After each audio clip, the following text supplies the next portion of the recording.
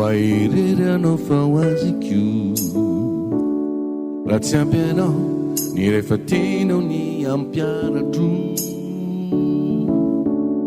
dia avela hoairery ny fitiavako fa sao de lo ka tsy akahitintsony avy eo avelao a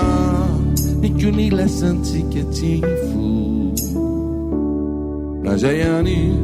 na ny ampitso ao ka tsy sore dia ny mbola tsy miroborobo fakany ile fity dia anao kapaina somamo Sinini amitaka usanatri na hoe tsy ampy ai ny ray kaleo koro fa nisy fitiray tsy mbola hitako nandalo teo de tsy fantatro fa lasany ao fa nisy fitiray tsy mbola nitondra afoteo nagnatsika ondena sony eo aminy sanatry tsy hoe tsy tianao itsony ao de nandeha ao de niveriny indray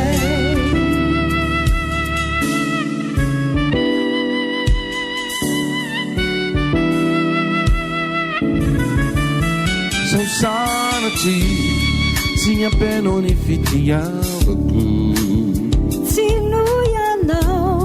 na ny fitiavanao no antony ampy adoko izay nataonao sy ny fonao tena ty mananambibetsaka azy ireo filay fity izay nandalo afatamiko navarinay gareniriko fantarina tsapako avy eo fa tsotra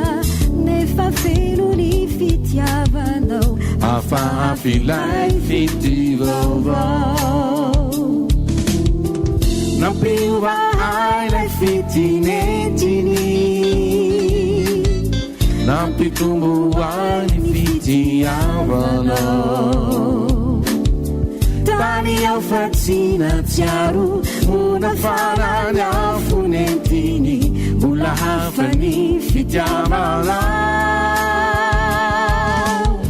fa nisy fitiray ny serana nitondra afo teo de nanampiaizana zavanao fa misy fitiray tsy manapetra ao anatikao voatokano anao siwai voatokano anao siwai voatokano